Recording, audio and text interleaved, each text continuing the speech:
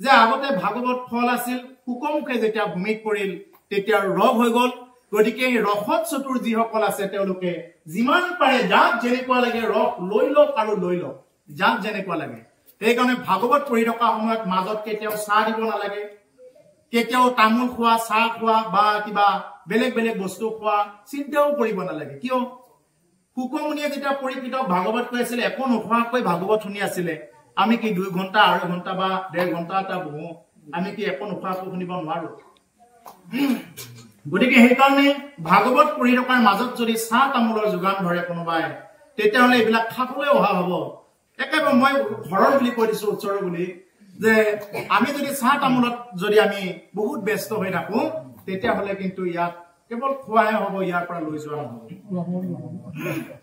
গতিকে সেইকাৰণে আমি সৰ্বপ্ৰথম জিভাখনক আমি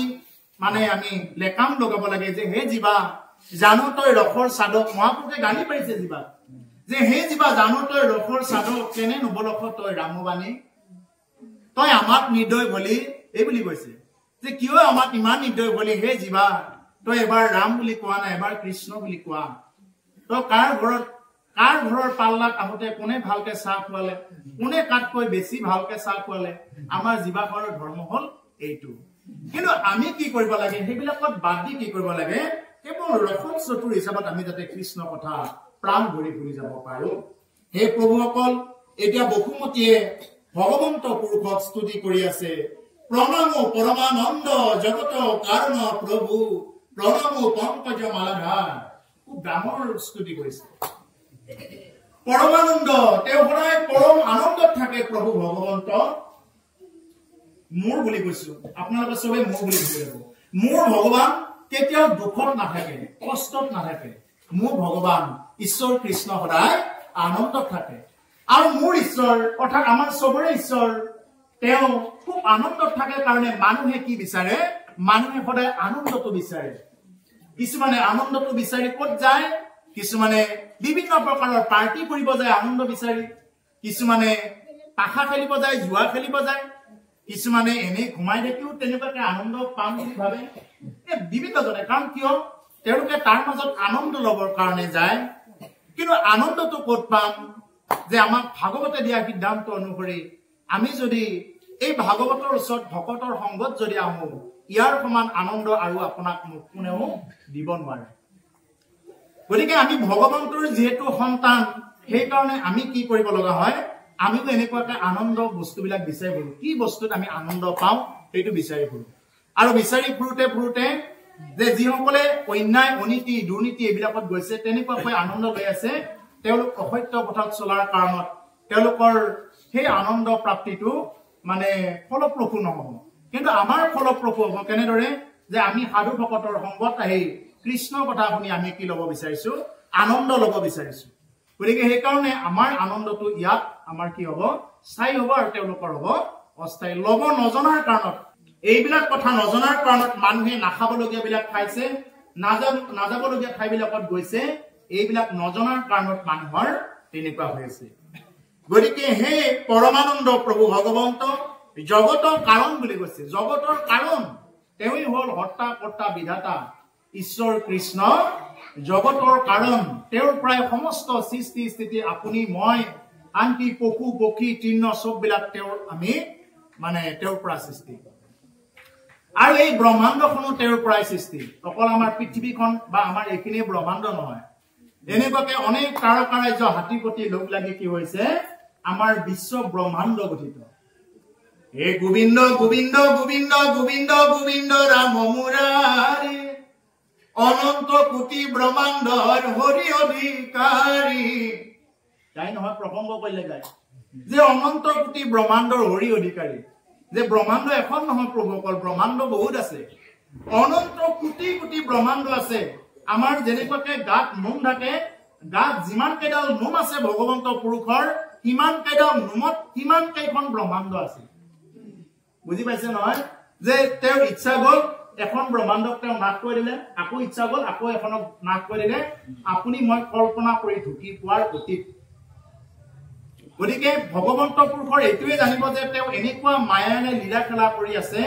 যে আপুনি মই এইবিলাক মানে যুক্তি তৰ্কৰে পাৰাপাৰ পোৱা টান এটাই জানিব যে তেওঁৰ গাত যিমান কেইডাল নোম আছে সিমান কেইডাল নোমত সিমান কেইখন ব্ৰহ্মাণ্ড সিমান কেইজন ব্ৰহ্মা সিমান কেইজন ইন্দ্ৰ সিমান কেইজন শিৱ সিমান কেইজন দেৱ দেৱী তেনেকুৱাকে কি হৈ আছে সৃষ্টি হৈ আছে ইমান কেইখন ব্ৰহ্মাণ্ড গতিকে সেই কাৰণে যে আমি এতিয়া আছো এইখন ব্ৰহ্মাণ্ডত গতিকে এনেদৰে কি হৈ আছে অনন্ত কোটি ব্ৰহ্মাণ্ডৰ হৰি অধিকাৰী আৰু সেইজন জগত ঈশ্বৰ প্ৰভু ভগৱন্তক কৈছে প্ৰণামো পংকজ মালাধাৰ হে প্ৰভু যে তুমি ইমান সুন্দৰ সেই মালাধাৰ লোৱা যে সেই কাৰণে কি কৈছে বসুমতী এনেদৰে ভগৱন্ত পুৰুষক প্ৰাৰ্থনা কৰি আছে নমো দেৱ ভগৱন্ত ঐশ্বৰ্য সমস্ত ঐশ্বৰ্য মন্ত নমো বাসুদেৱ সৰ্বাশ্ৰয় গতিকে নমো দেৱ ভগৱন্ত হে দেৱ ভগৱন্ত সমস্ত ঐশ্বৰ্য মন্ত ঐশ্বৰ্য বিভূতি সমস্তৰ গৰাকী হল ভগৱন্ত কৃষ্ণ সেইকাৰণে কৈছে ঐশ্বৰ্যময় বুলি কৈছে ঐশ্বৰ্য মন্ত নমো বসুদেৱ সৰ্বাশ্ৰয় এতিয়া আমি কিবা এখন অনুষ্ঠানত কিবা অকনমান অৰিহণা দি আমি আকৌ বহুত দিয়া হন পাওঁ কিবা অলপমান দিলোহে আমি বহুত দিয়াৰ যেন পাওঁ ঐশ্বৰ্য যে যি নেকি ভগৱন্ত পুৰুষক লক্ষ্মীয়ে যাক সেৱা কৰি থাকে আমি তেওঁৰ কাৰণে আপুনি মই দিবৰ কাৰণে কওঁ এই ব্ৰহ্মাণ্ডৰ ভিতৰে যত বস্তু আছে হবেও তোমাক পাই যাদৱ কি দিব মাধৱৰা যাদৱ কি দিব মাধৱৰা হে যাদৱ হে মাধৱ তোমাকনো আমি দিব পৰা কি আছে এই যে তামোল পাণ দিছে ফুল দিছে বা বিভিন্ন প্ৰকাৰৰ হয়তো ফল মূল দিছে এইবিলাক আপুনি মই জানো নিজে সৃষ্টি কৰিব পাৰিছো এইবিলাক হল ভগৱন্ত পুৰুষে কৃপা কৰি এইবিলাক তেওঁ বৃষ্টি দিছে বৰষুণ দিছে ৰ'দ দিছে বতাহ দিছে তেনেকুৱা এটা কৃপাতহে আমি এই ফলবিলাক পাব সক্ষম হৈছো নহলে এইবিলাক বাহ হৈ যাব একোৱেই নালাগিব এইবিলাক তেওঁ কৃপা নাথাকিলে যিমান খেতি কৰিলেও একোৱেই নালাগা হ'ব গতিকে সেইকাৰণে যে ভগৱন্তৰ কৃপা থকাৰ কাৰণত বৰ্তমান আমি এই দ্ৰব্য বস্তুখিনি পাইছো সেইকাৰণে প্ৰভুসকল এই দ্ৰব্য বস্তুবিলাক ভগৱন্ত পুৰুষৰ ওচৰত এই যে শৰাই নিবেদন কৰা হৈছে নিবেদন কৰোঁতে প্ৰভু ভগৱন্তৰ ওচৰত নিবেদন কৰি ক'ব লাগে যে হে প্ৰভু তোমাৰ ভঁৰালৰে বস্তু প্ৰভু তোমাৰ ভঁৰালতে অৰ্পণ কৰা হৈছে যে আমাৰ দিব লগা একো নাই এই বুলি আমি ঈশ্বৰৰ ওচৰত প্ৰাৰ্থনা কৰিব লাগে যে আমি দিব পৰা কি বস্তু আছে আমাৰ দেহাটো তোমাৰ এই বুলি ঈশ্বৰৰ ওচৰত প্ৰাৰ্থনা কৰিব লাগে আমাৰ সমস্ত দেহটোকে আমি ঈশ্বৰৰ ওচৰত অৰ্পণ কৰিব লাগে আমিনো ঈশ্বৰৰ ওচৰত কি দিম ঈশ্বৰে টকা নিবিচাৰে ঈশ্বৰে সম্পত্তি নিবিচাৰে মানুহকে টকা লাগে ঈশ্বৰক ধন সম্পত্তি নালাগে ঈশ্বৰক কি লাগে আপোনাৰ মোৰ এটা সুন্দৰ মন মগজু লাগে যে আমি যাতে ঈশ্বৰৰ হৈ যাব পাৰো সেইকাৰণে প্ৰভু ভগৱন্তৰ শ্ৰীচৰণত সদায় প্ৰাৰ্থনা কৰিব লাগে যে হে প্ৰভু মই যাতে তোমাৰ হৈ যাব পাৰো তুমি যাতে মোক তোমাৰ কৰি গ্ৰহণ কৰা এইটো হল জগতৰ সৰ্বশ্ৰেষ্ঠ প্ৰাৰ্থনা কোনে প্ৰাৰ্থনা কৰো আমি কোন কেজনে প্ৰাৰ্থনা কৰো এনেদৰে প্ৰাৰ্থনা কৰোনে আমি সদায় ঈশ্বৰৰ ওচৰত তামোল পাণ একযোৰ দি আধা পোৱা মিঠাতেল দি বা এগছি চাকি দি আমি সদায় ঈশ্বৰৰ ওচৰত প্ৰাৰ্থনা কৰো বোলে হে প্ৰভু ধনম দেহি বিদ্যান দেহি পুত্ৰম দেহি মনোনমা ভাগ্যান দেহি কেৱল দিয়ক আৰু দিয়ক প্ৰভু মোক আৰু বেলেগ একো নালাগে দৰকাৰ হলে তোমাকেই নালাগে প্ৰভু তোমাৰ বাহিৰে বাকী জগতৰ যিমান বস্তু আছে চবেই লাগে প্ৰভু ধন লাগে মান লাগে যশ লাগে ঐশ্বৰ্য বিভূতি চবেই লাগে প্ৰভু কিন্তু তোমাক নালাগে আমাৰ প্ৰাৰ্থনা কৰিবলৈ আৰু মানুহে এইবিলাকত মত্ত হৈ থকাৰ কাৰণত এই যে আমাৰ পলু পোৱা আমাৰ ইয়াতে এইবিলাক গাঁৱত বেছিকে পলু পোহে জানিব আপোনালোকে যে পলুৱে যেনেকুৱাকে নিজৰ মুখৰ মুটাৰে বান্ধি বান্ধি বান্ধি বান্ধি এটা সময়ত নিজে গৰম পানীত পৰি মৰে ঠিক তেনেকুৱা আমিও নিজৰ এইবিলাক মানে কৰ্মৰ যোগেদি আমি যিবিলাক ঐশ্বৰ্য বিভূতি কৰি মৰি আছো এইবিলাকত মৰি থাকি থাকি আজি বোলে ঘৰটো বনাই উঠিও এৰা নাই কিন্তু আকৌ দুডালমান ৰ'দ এৰি থৈ দিছে কি জানিবা আকৌ দুদিনমান পিছত সেইফালে এটা ৰুম বনাই ল'বই পাৰো আৰু দুদিনমান পিছত তেওঁ ৩-৪ তলা 10 তলা বিল্ডিঙে নাবান্ধক আকৌ ওপৰত দুটামান ফুটা কৰি কৰি এৰি থৈ দিব কিয় তাৰমানে এটা আশা আৰু কি জানি দুটামান বিল্ডিং বান্ধিবই পাৰো এইটো হল আশা মানুহৰ বহুত আশা সেইকাৰণে প্ৰভুসকল আমি ভগৱন্ত পুৰুষৰ ওচৰত এইটোৱে প্ৰাৰ্থনা কৰিব লাগে যে হে প্ৰভু মই যাতে তোমাৰ হৈ যাব পাৰো নাজানো প্ৰভু তোমাৰ কেনেদৰে হৈ যাব পাৰো কেনেদৰে তোমাৰ দাসৰো দাস হ'ব পাৰো তুমি যাতে আমাক এইখিনিও মাৰ্গদৰ্শন কৰাই থাকা এই বুলি প্ৰভু ভগৱন্তৰ ওচৰত আমি সদায় প্ৰাৰ্থনা কৰিব লাগে কিন্তু আমাৰ প্ৰাৰ্থনাটো হিতে বিপৰীত আমি সদায় কান্দি থাকো কেৱল মুখ লাগে কৰি সদায় কান্দি থাকো কান্দিব জানো এইখিনি খুব ভালকৈ কৰবাত দুখ পালে কোনোবাই মনত আঘাত দিলে দৰকাৰ হলে কান্দি ঈশ্বৰৰ ওচৰত কম কোনোবা দিনা কান্দি পাইছোনে ঈশ্বৰৰ ওচৰত যে হে প্ৰভু মই কেতিয়া তোমাৰ দৰ্শন পাম কেতিয়া তোমাকতো প্ৰভু বাস্তৱত দৰ্শন পোৱাটো আমাৰ অধিকাৰ নাই ইমানো আমি যোগ্য হোৱা নাই তথাপি প্ৰভু হয়নে সপোনে হলেও যাতে তোমাক আমি দৰ্শন পাই থাকো এই বুলি বেলে জানো আমি কোনোবা দিনা ঈশ্বৰৰ ওচৰত প্ৰাৰ্থনা কৰিছো এই বুলিতো প্ৰাৰ্থনা কৰা নাই গতিকে আমি যদি নিবিচাৰো যিটো বস্তু নিবিচাৰো ঈশ্বৰে কেনেকৈ দিব গতিকে সেইকাৰণে হে প্ৰভুসকল ঈশ্বৰৰ ওচৰত এটাই প্ৰাৰ্থনা কৰিব এই তামোল পাণ যিয়ে নিদিয়ক ধূপ ধূনা যিয়ে নিদিয়ক সঁচা হৃদয়েৰে প্ৰাৰ্থনা কৰিব যে বাকী প্ৰাৰ্থনা নকৰিলেও অন্ততঃ সমস্ত কাঠফাৰা বাকী যাতে মংগল হওক আৰু ঘৰলৈ যাতে অশান্তি নাহক সকলো ভালে থাকক এইটোহে আমি প্ৰাৰ্থনা কৰিব লাগে গতিকে আজি বসুমতীয়ে প্ৰাৰ্থনা কৰিছে নমো দেৱ ভগৱন্ত সমস্ত ঐশ্বৰ্য মন্ত্ৰ সমস্ত ঐশ্বৰ্য তেওঁৰ ভিতৰত আছে ঐশ্বৰ্য হওক কি আচৰিত বস্তু চাব খোজে ভগৱন্ত পুৰুষৰ কি আচৰিত বস্তু চাব খোজে আপোনাৰ হবে দশম স্কন্ধ এতিয়া চাই আছে এই দশম স্কন্ধত কি আচৰিত বস্তু পোৱা নাই যে সমস্ত প্ৰথম আৰম্ভণিৰ পৰা আপোনাৰ হ'ব ইয়াত দি দিছে দশম স্কন্ধত যে কি লীলা কৰিলে কিমান আচৰিত লীলা কৰিছে জন্মৰ পৰাই এই সমস্ত বস্তু দি দিছে নমো বিষ্ণু পুৰুষ যে আদি অন্ত যাৰ নাই নমো পূৰ্ণবোধ সত্যময় হে বিষ্ণু পুৰুষ বুলি কৈছে নমো বিষ্ণু পুৰুষ মানে পুৰুষ এজনে আছে প্ৰভুসকল এতিয়া এটা ভাঙি দি আছো যে পুৰুষ প্ৰভুসকল আইসকল এজনে আছে সেইজনে হল ঈশ্বৰ কৃষ্ণ বাকী সব প্ৰকৃতি এতিয়া আইসকলে যাক পুৰুষ বুলি লৈ আছে ইমান দিনে বোলে আমাৰ স্বামী আমাৰ মালিক বা আমাৰ তেওঁ এনেকুৱাকে যি সম্বোধন কৰি আছে প্ৰকৃততে এইবিলাক মায়া দৃষ্টিতহে পুৰুষ কিন্তু আধ্যাত্মিক দৃষ্টিত সব প্ৰকৃতি হয় সবে প্ৰকৃতি হয় সেইকাৰণে এই যে ইয়াৰ লগত গালে নহয় আমাৰ বাপজনে পাঠ কৰি থাকোতে স্বামী ৰাম প্ৰভু বুলি উঠাই দিলে নহয় আমি সবেইটো স্বামী বুলি কৈছো না আমি পুৰুষসকলে স্বামী বুলি কোৱা নাই নেকি সবেইটো কৈছে সেইকাৰণে পুৰুষ হলো স্বামী মহিলাৰো স্বামী ইয়াত ভাগৱত অনুষ্ঠানত কলা বগা ওখ চাপৰ ধনী দুখীয়া পুৰুষ মহিলা কিবা চাকৰিয়াল অফিচাৰ এইবিলাকৰ কোনো ধৰণৰ প্ৰশ্ন নাই য'ত আসন পাইছে ততেই বহিব ততেই বহি তেওঁ কৃষ্ণ কথা শুনিব ইয়াত ভকতৰহে পৰিচয় ইয়াত আমি জাতি উপজাতি নহয় ইয়াত আমি এটাই পৰিচয় আমি সকলোৱে ভকত কিন্তু এনেকুৱা ভকত নহয় মানে বস্তুৱা ভোজ দিলেহে মই যাম নহলে মই নাযাম মানে কত কি আছে বিচাৰি ফুৰা আৰু মানে তালি টোপোলা বান্ধা এই জাত যদি ভকত হয় তেতিয়া নহয় যে ভকত হ'ব লাগিলে কি হ'ব লাগিব ভৱ বিভূষণ আমি এই ভৱ সংসাৰখনৰ পৰা কেনেদৰে আমি মুক্ত হ'ব পাৰো কেনেদৰে আমি গতি লাভ কৰিব পাৰো এই সংসাৰখনৰ পৰা এইটো আখৰ চিনাক্ত কৰিব লাগিব এইটো আমি কৰিব লাগিব কাৰ্যক্ষেত্ৰত শব্দে কেৱল কৃষ্ণত ভগতি কৃষ্ণ ব্যতিৰেকে দেৱ নাই কোনো দেৱতা নাই তেনেকুৱা কৃষ্ণ ব্যতিৰেকে আপোনাক গতি দিব পাৰে প্ৰভুসকল আপোনালোকে সদায় জানিব যে মানুহৰ যেতিয়া মৃত্যুৰ সময় হয়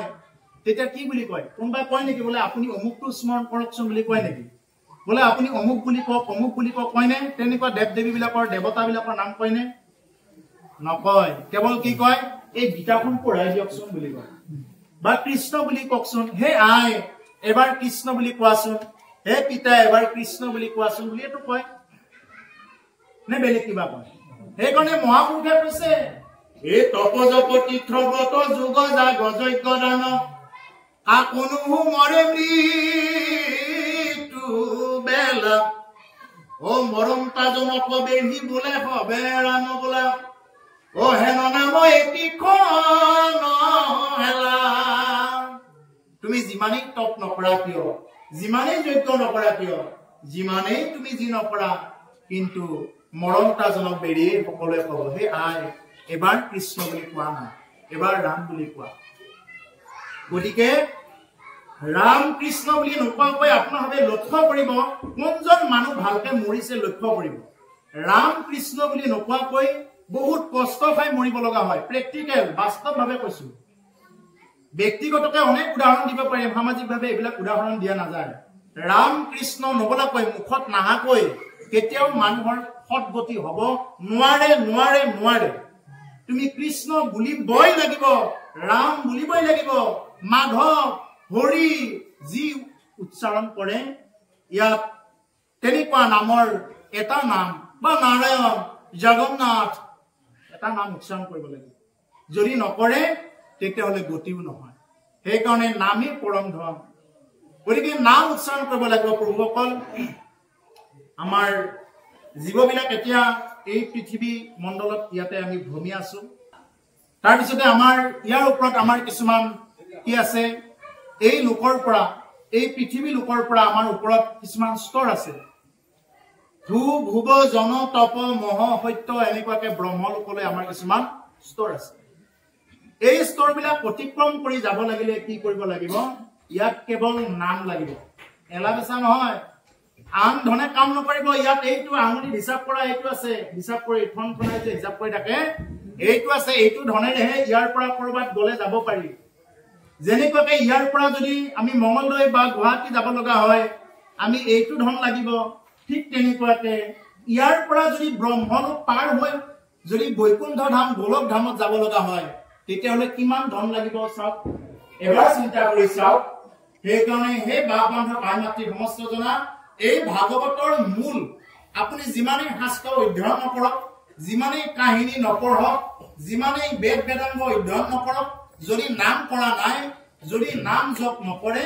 একোৱেই হোৱা নাই বুলি ক'ব আৰু নাম জপ যদি কৰি আছে খাওঁতে শুওঁতে উঠোতে বহুতে য'তেই দি আছে ধুতি চোলা যদি পিন্ধি ল'ব লাগিব তেনেকুৱা কথা নাই আপুনি ভাত ৰান্ধি আছে বা কৰবাত কিবা বজাৰত যাই আছে বাপসকলে তাতে যে ধুতিখন পিন্ধিব লাগে হ'ব এনেকুৱা নহয় বা পিন্ধাবিলাকে পিন্ধিব কিন্তু তথাপি তাতে যদি কোনোবাই কৃষ্ণ ৰাম এনেকুৱা যদি ভাৱেৰে যাই থাকে তেতিয়াহ'লে তেওঁহে কি হ'ব গতি হ'ব সেইকাৰণে নামৰ পৰম ধন নামৰ বাহিৰে আৰু কোনো গতি নাই সেইকাৰণে আমাক কৈছে এই ভাৰতৰ ৰত্নৰ দীপ মনুষ্য হৰিৰ মুকা ও ৰাম নাম মহাৰত্ন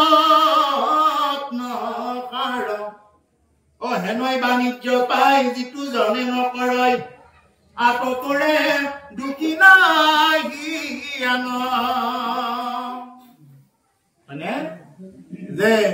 মনুষ্য হৰি নৌকা ভাৰত ৰত্নৰ দ্বীপ ভাৰতবৰ্ষখন হল কি ৰত্নৰ দ্বীপ ইয়াত যাক যেনেকুৱাকে মণি মুকুতা লাগে অৰ্থাৎ নামৰ মুক্তা যিমান লাগে সিমান ল'ব পাৰে কৈছে মনুষ্য হৰি নৌকা আমাৰ এই হৰিটোৱে হল নৌকা একমাত্ৰ ঈশ্বৰ চিন্তা কৰা কাম আমাৰ শৰীৰটোৰ বাহিৰে যদি অন্য কোনো শৰীৰ আহি ইয়াতে যদি প্ৰৱেশ কৰে আমি এইবিলাক শৰীৰক কি কৰিব নিদিও আমি কৃষ্ণ কথা শুনিবৰ কাৰণে নিদিও যদি ইয়াতে কুকুৰ এটা আহি পেলাই যদি এনেকে আমি কৃষ্ণ কথা শুনিম দিয়ক আজিৰ পৰা এনেকে যদি ভাবি পেলাই আহিছে আৰু বোলে সাধু সংগ কাঠপাৰা বাকী আমিও যায় ঠাৰিখনত বহিছো যায় বা বাঘ এটা আহিছে দিবনে বহিবৰ কাৰণে তেওঁ বহিবতো নিদিয়ে ইয়াতে গতিকে ঠিক তেনেকুৱা তেওঁলোকে শুনিব খুজিলেও ইয়াত আহি আমাৰ দৰে শুনিব নোৱাৰে সেইকাৰণে মনুষ্য জনমটো ইমান সাৰ্থক ইমানেই সাৰ্থক মনুষ্য জনমটো সেইকাৰণে এই মনুষ্য জনম পাই যদি কোনোবাই নাম সাধন নকৰে কৈছে আতক পৰে দুখী নাহি ইয়াতকৈ আৰু দুখী নাই হেনৈ বাণিজ্য পাই যিটো জনে নকৰে এনেকুৱা এখন বেপাৰ পায় যিয়ে নেকি নকৰে এনেকুৱা নাম ধন পাই যিয়ে নাম কামাই নকৰে ইয়াতকৈ আৰু দুখী নাই আনো যত ধন দেখা খৰচিলে যায় পিঠা খাইলে দিলে হবে টুটি যায় নামৰ নাহিকে ক্ষয় লাগে মানে বৃদ্ধি হয় ভয় কৰিলে তো বাঢ়ি যায় চোৰে নেনে চোৰ কৰি ডকাইতে নেনে ডকাইত কৰি লুৰিয়াৰে নেনে লুৰি ভায়ে নেনে ভাগ কৰি ৰজাই নলৈতাক দণ্ডি জুইত পৰি জ্বলি নাযায় পানীত পৰি উঠি নাযায় এই হল নাম ধন এই নাম ধন পাই যদি কোনোবাই যদি নলয় ইয়াতকৈ আৰু দুখী কোন আছে এবাৰ চিন্তা কৰো আমি মনুষ্য গুণেৰে যদি আমি এবাৰ চিন্তা কৰো যে যি নাম ধন যদি আপোনাৰ যদি 5 জন ভাই ককাই আছে সম্পত্তি ভগৱান সময়ত সমান সমান ভাগ হ'ব অলপ উলট পালট হলে কিন্তু একদম মেল পটাপটি হৈ যাব আৰু ইয়াতে যদি কিবা বেলেগ সম্পত্তি হয় ৰজাই তাৰ ওপৰত কৰ কাটল লগাব পাৰে, অৰ্থাৎ মন্ত্ৰীয়ে কৰ কাটল লগাই দিব পাৰে। এতিয়া কিন্তু আমাৰ নাম ধনত তেনেকুৱা যিমান নাম কামাই কৰিব, কোটি কোটি নাম কামাই কৰিব, কিন্তু তেওঁৰ ওপৰত কোনো ধৰণৰ ফিক্স নাই। তাৰপিছতে কৈছে চোৰেও চুৰ কৰি নিব নোৱাৰে। আপোনাৰ কিবা এটা বস্তু চুৰ কৰি নিব পাৰে, বাকী বস্তু, কিন্তু নাম ধন চুৰ কৰি নিয়া বস্তু নহয়। ডকাইত কৰি দিব নোৱাৰে। আমি এইফালে গৈ আছো, হাঁহ কৰিলাটো বাঢ়ি যায়, ভগাই দিলে ক্ৰমানে বাঢ়ি যায়। আনো যত ধন দেখা খৰচিলে যায় বৃথা। আন যিমান বিলাক ধন আছে সিমান বিলাক ধন খৰচ কৰিলে কি হৈ যাব? বৃথাতে গুচি যাব। যদি ইয়াতে 1000 টকা এটা আনি ভগাই থাকো গুচি যাব। কিন্তু আজি নাম ধন গুৰু কৃপাত যিখিনি আমাৰ সম্ভৱ হৈছে, আমাৰ দ্বাৰা বা ভগৱন্ত পুৰুষে কণ্ঠত স্থিতি হৈ যিখিনি বোলাইছে, এই বস্তুখিনি যিমানে আমি ভগাই থাকিম বা যিমানে ভাগ কৰিম, কোনোদিন টুটি নাযায়, ক্ৰমানে কি হৈ যায়? বৃদ্ধি হৈ যায়। সেইকাৰণে কৈছে নামৰ ঐশ্বৰ্য মহিমা, ভাগ কৰিলেও বাঢ়ি যায়। এই হল নাম ধন। সেইকাৰণে কি কৈছে? ও বৈকুণ্ঠ যাবলৈ যাৰ ইচ্ছা আছে, নামৰে নৌকাতে উঠা হৰি। শ্ৰী গুৰু শংকৰ কৰুণাৰ সাগৰ, নামৰ পাতিলা খেলাৰি। শ্ৰী গুৰু শংকৰ কৰুণাৰ সাগৰ, নামৰ পাতিলা খেলা।